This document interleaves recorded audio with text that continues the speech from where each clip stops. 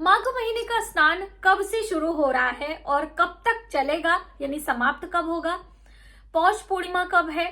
स्नान के वो प्रमुख दिन जिसे शाही स्नान कहा जाता है वो कब कब लगने वाला है? जैसे कि आप सभी को पता है कि माघ में प्रयागराज में कुंभ मेले का आयोजन हो रहा है और भव्य तरीके से हो रहा है। तो आप सभी का हमारे प्रयागराज में बहुत बहुत स्वागत है। जो भी बहनें अपने परिवार के साथ में आना चाहती हैं, आपका स्वागत है। अगर आपको कोई व्यवस्था नहीं हो पा रही तो प्लीज हमें कमेंट बॉक्स में कमेंट करिएगा। आप पहले से बताइए। देखिए, अभी समय बहुत कम है तो भीड़ बहुत अधिक है और उतनी ही व्यवस्था भी है, ऐसा नहीं है। तो अगर हो सकेगा तो मैं आपके रहने का, स्नान का व्यवस्था भी करवा सकती हूँ, क्योंकि हमारे बहुत सारी जो हमारी सासू माँ थी वो 16 साल तक कल्पवास कर चुकी हैं और हमारे परिवार के लोग करते भी हैं। तो उनके आश्रम में जो गुरुजी वगैरह है उनकी व्यवस्था होगी तो बिल्कुल मैं आपकी हेल्प करने के लिए तैयार हूँ। आप सभी का हमारे प्रयागराज में स्वागत है। लेकिन देखिए, अपने परिवार की सुरक्षा और व्यवस्था देखते हुए ही आप मेले वगैरह में जब भी आए तो आए।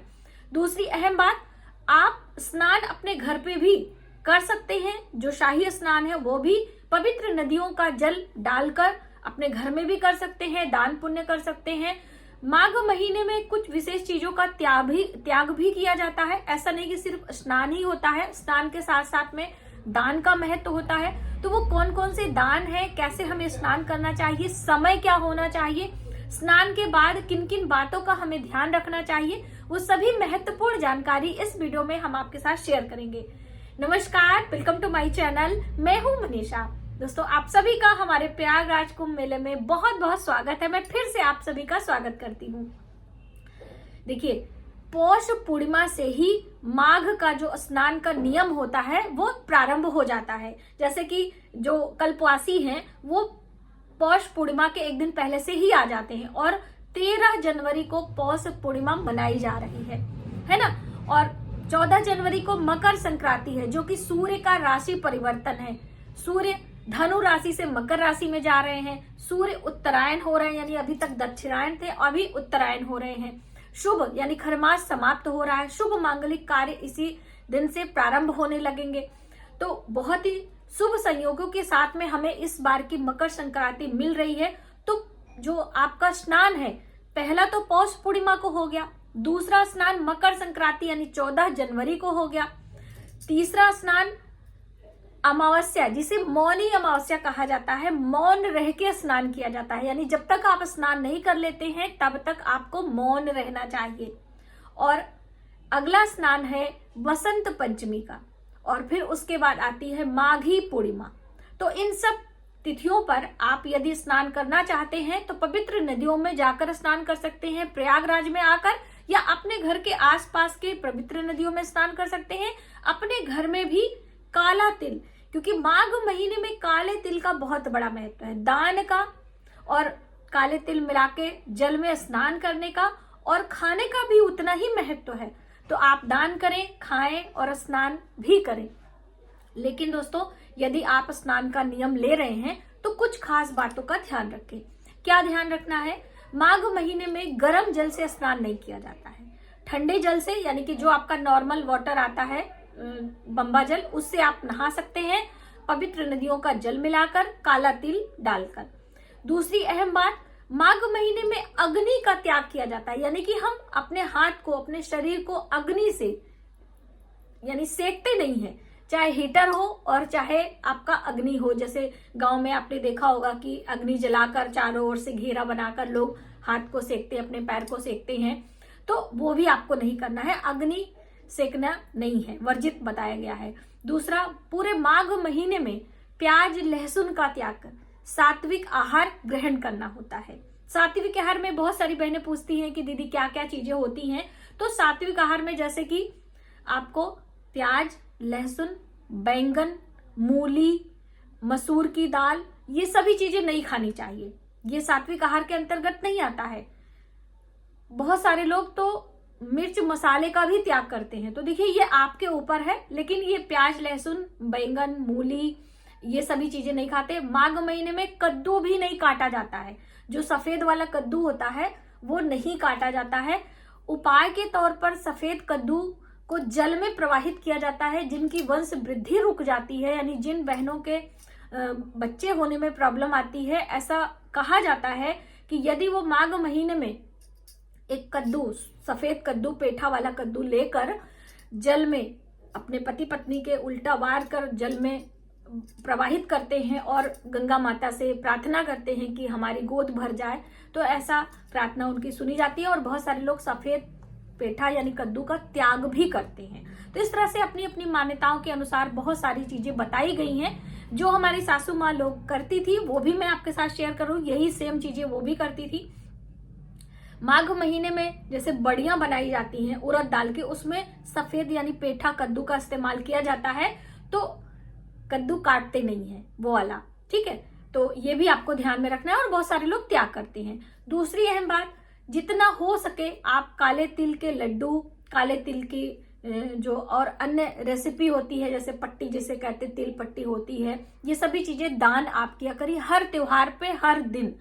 दान किसे करना है ये ज्यादा कंफ्यूजन रहता है कि ब्राह्मण को दो, कि मंदिर में दें, किसी जरूरतमंद को दें, साधु सन्यासी को दें, किसको हम दान करें। जब भी हम आपको अमावस्या पर, एकादशी पर दान बताते हैं तो ये सारी कंफ्यूजन आपके मन में रहती हैं।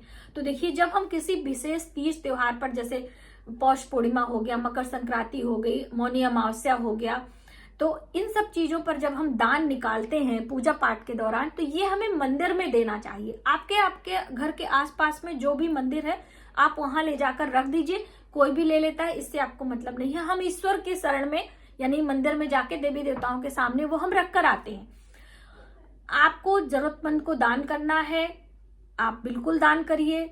वस्त्र का, अन्न का, सब्जियों का, मिठाइयों का, जो भी दान करना है आप आराम से दान कर सकते हो, उसमें कोई प्रतिबंध नहीं है। लेकिन जब तीज त्योहार पर, विशेष त्योहारों पर ब्राह्मण को दान की बात आती है तो ब्राह्मण के दान का महत्व तो अलग होता है। और जब हम किसी की मदद करते हैं, किसी को कुछ खाने पीने को देते हैं, वो अलग बात हो जाती है। तो इस चीज को आप समझें और इस चीज को आप करें। अगली महत्वपूर्ण बात कि हम अमावस्या तिथि, जैसे कि माघ महीने में जो अमावस्या आती है उसे मौनी अमावस्या के नाम से जाना जाता है। मौन रखकर व्रत करना है, तो आप दिन भर भी उसका व्रत यानी मौन व्रत कर सकते हैं। जब भी हम व्रत करते हैं, निर्जला करते हैं, अन्न का, जल का, दोनों का त्याग करते हैं। अन्न का त्याग करते हुए करते, चोरी चुगली निंदा का त्याग करते हैं। लेकिन माघ महीने की जो अमावस्या है उस पर हम अपनी वाणी का त्याग करते हैं, यानी अपने को संयम में रखकर हम अपने इंद्रियों को बस में करने का प्रयास करते हैं। तो इसलिए हो सके तो पूरे दिन आप मौन रखिए, और नहीं तो आप सिर्फ जब तक स्नान नहीं कर लेते हैं तब तक आपको मौन रहकर स्नान करना होता है। दान करने के बाद आप बोल सकते हो। मौन में होता है कि हम जैसे कि किसी से वार्तालाप कर रहे हैं तो हम लिखने पढ़ने का मतलब कोई भी किसी तरह का नहीं, हमें आंख बंद करके ईश्वर का ध्यान मनन करते रहना चाहिए। तो अभी गृहस्थ में इतना संभव नहीं हो पाता है, तो आप स्नान करने से पहले मौन रहे, उसके बाद आप बोलचाल सकते हैं। और मकर संक्रांति पर बहुत सारी बहनें पूछ रही थी क्या हम दीदी व्रत रखें, तो देखिए जब तक हम स्नान नहीं करते हैं तब तक हम व्रत करते हैं। स्नान के बाद दान करते हैं, अपने घर में सात्विक खिचड़ी बनाकर भोजन करते हैं और मकर संक्रांति पर दान पुण्य करके अपने त्योहार को मनाते हैं। ठीक है, तो हमारे यहाँ तो व्रत नहीं रखा जाता है। यदि आपके परिवार में आपके यहाँ होता है तो आप रख भी सकते हैं। ठीक है, अमावस्या तिथि पर भी यदि आप व्रत नहीं रखना चाहते हैं तो कोई प्रतिबंध नहीं है कि हमने आपको बता दिया तो आप व्रत करने लगे। यदि आपकी इच्छा है अमावस्या का व्रत करने का तो करें। हाँ, दान करने का बहुत महत्व है, तो इसलिए मैं आपको दान करने के लिए फोर्स करती हूँ कि देखिए आप सभी अपने घर में सुख समृद्धि के लिए, पितरों की आशीम कृपा पाने के लिए हर अमावस्या पर एक थाली भोजन अवश्य दान करें। थाली भोजन बनाकर दान करने में थोड़ा दिक्कत होती है, तो सूखा अनाज भी आप दान कर सकते हो जितना आपका सामर्थ्य है। ठीक है, दान में, व्रत में, पूजा में कोई प्रतिबंध नहीं होता कि आप सेम तरीके से करिए, जैसे आपकी इच्छा हो आप अपने भाव को व्यक्त करते हुए उस दान पुण्य को करें, तो वो आपके लिए ज्यादा अच्छा होगा।